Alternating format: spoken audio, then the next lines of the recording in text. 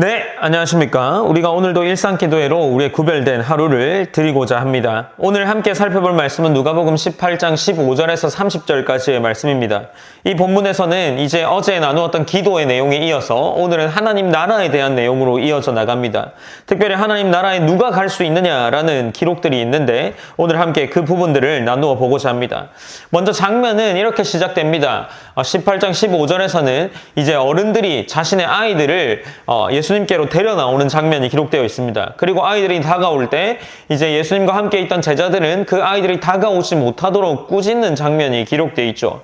사실 이 꾸짖음에 대한 내용에 대해서는 크게 잘못되지 않았습니다. 왜냐하면 그 당시 정서에서는 어린아이들이 나오지 않는 것이 합당한 분위기였기 때문에 그 꾸짖음 자체는 문제가 없습니다.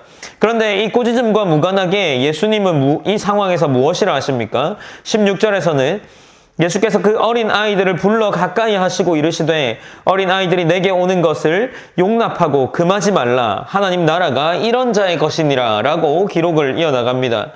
예수님께서는 이 어린 아이들을 맞이해 주시는, 환대해 주시는 장면이 나와 있습니다. 특별히 이 본문에 나오는 헬라어 단어도 예수님께서 특별히 환대해 준다라는 의미를 포함하고 있기 때문입니다.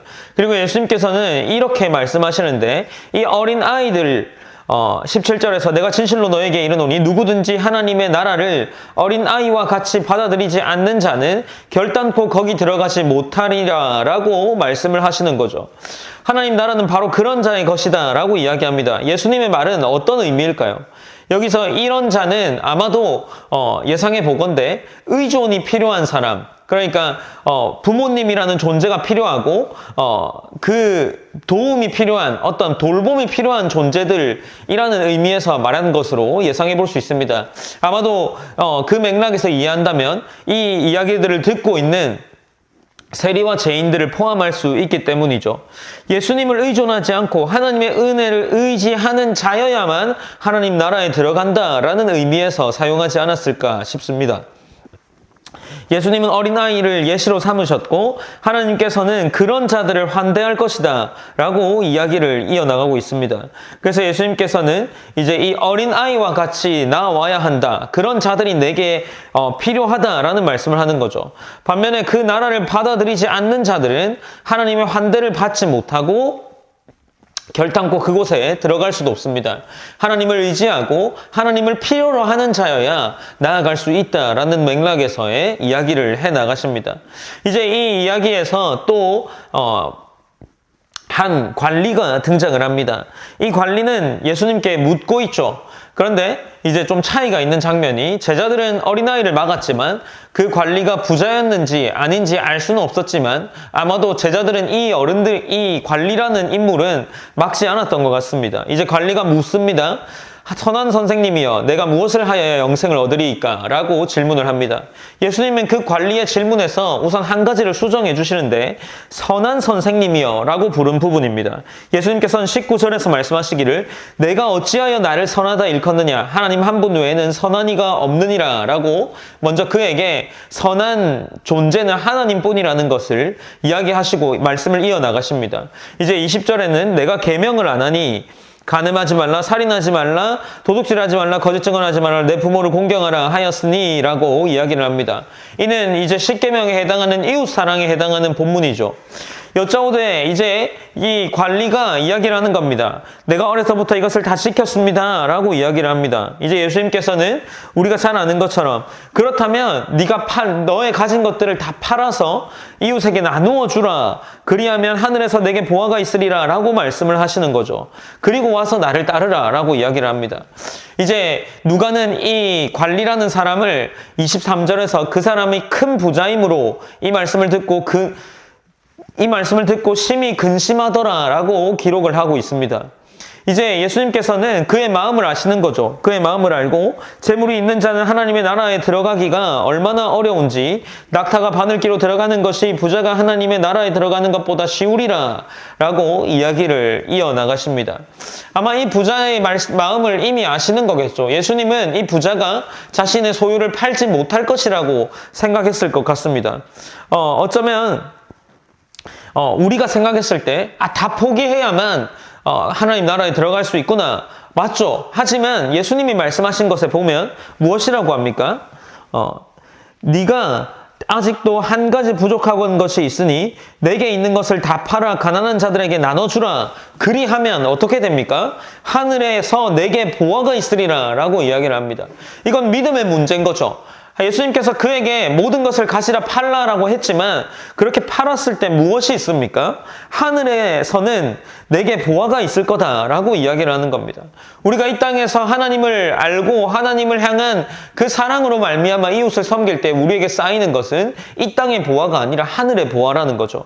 우리에게는 영생이라는 보화가 쌓이고 또 그 하늘에서 무언가 쌓일 것이다 라고 예수님께서 그렇게 가르쳐주고 있습니다. 예수님의 요청에는 단순한 명령이 아닌 그에게 복이 주어져 있다는 것을 말씀하고 계시는 겁니다.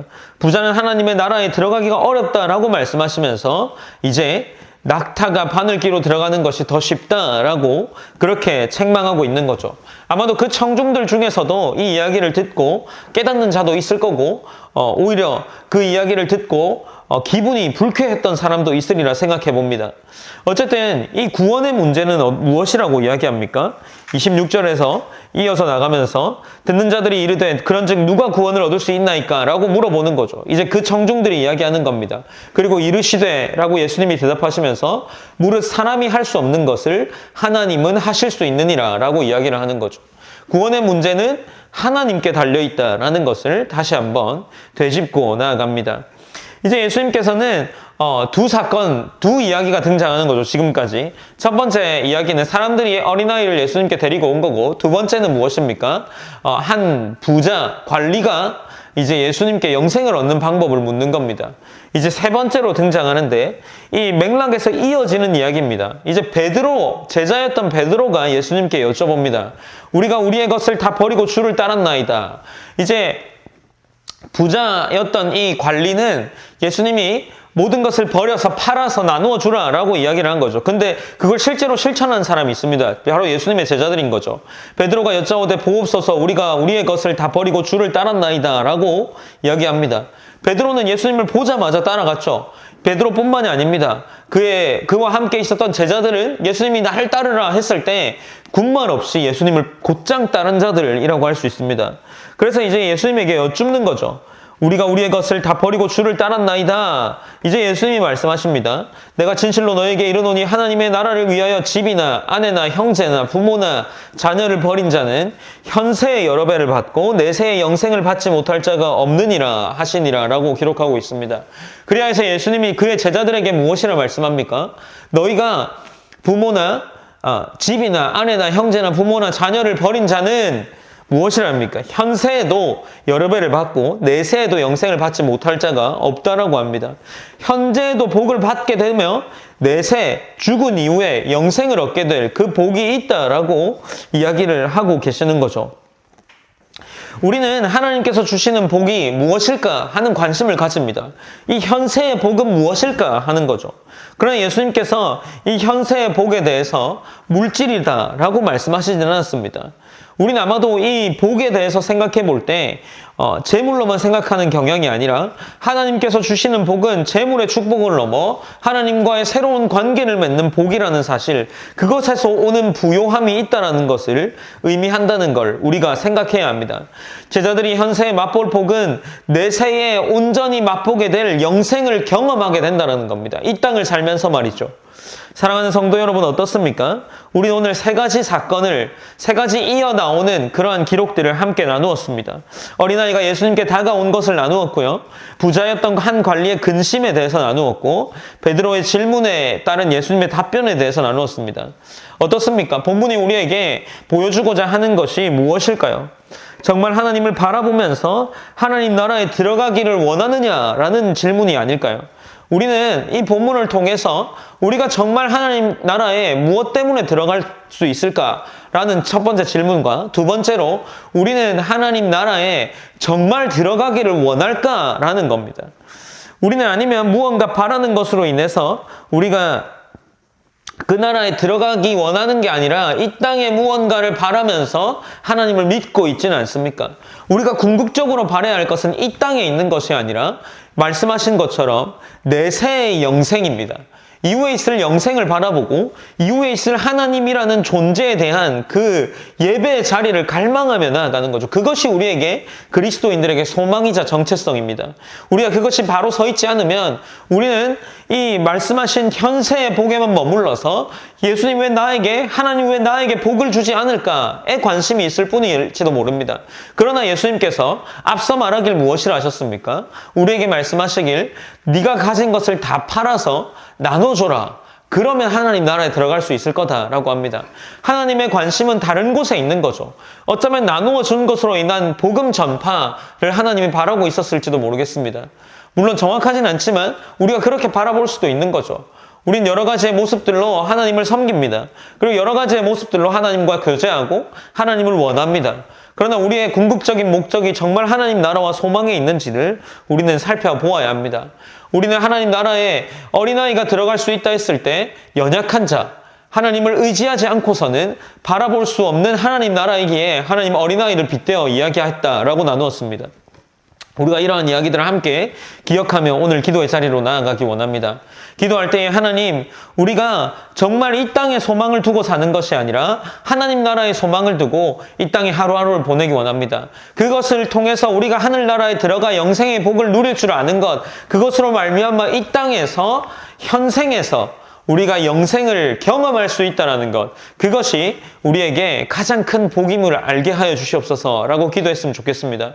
그리하여서 우리 이 땅에서 부자였던 관리가 행하지 못했던 이웃사랑, 그것을 우리가 실천하면서 하나님 나라의 하늘 보화를 쌓아 올리고 하나님 나라에 들어갈 준비를 하며 나아갈 수 있기 원합니다. 그것이 우리 교회 가운데 세워지고 교회에서 그 일들을 통하여서 또 누군가가 하나님을 바라볼 수 있는 그러한 우리의 모습들로 세워져 가기를 원합니다.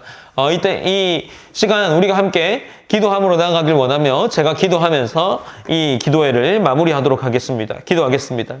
사랑하는 하나님 감사합니다. 하나님 여러모로 부족한 우리의 모습들 때문에 하나님을 잘 바라보지 못하는 것 같습니다.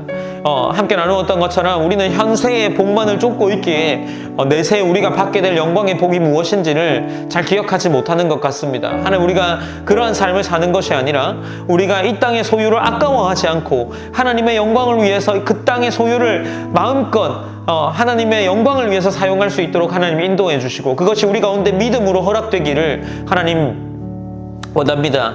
하나님 또한 우리가 이 땅에 소망을 두고 사는 것이 아니라 하나님의 나라와 그분의 영광과 예수 그리스도의 십자가의 죽음과 부활을 믿으며 재림의 소망을 기다릴 수 있는 그러한 믿음으로 이 땅을 살아낼 수 있도록 인도하여 주시옵소서. 우리 가운데 많은 근심과 걱정들이 이 땅의 것입니다. 하나님 우리가 그 이 땅의 것임을 근심하지 않을 수는 없지만 그것이 우리의 삶을 좌지우지 않게 하시고 우리가 살아가는 목적과 살아가는 이유와 영광이 이유와 그 삶의 목적이 하나님께 있음을 우리가 고백하며 기도하며 나아갑니다. 우리가 오늘 하루를 살아갈 때도 하나님께 우리의 삶을 의탁하며 나아갈 수 있도록 우리의 믿음을 허락하여 주시고 하나님께서 온전히 우리의 삶을 통해서 우리의 소망의 주인이신 삶을 통해서 소망의 주인이심을 알고 그러므로 말미암아 살아내는 삶을 통해서 하나님 영광 받아 주실 줄 믿습니다. 모든 영광 하나님께 올려드리며 살아계신 예수님의 이름으로 기도드립니다. 아멘.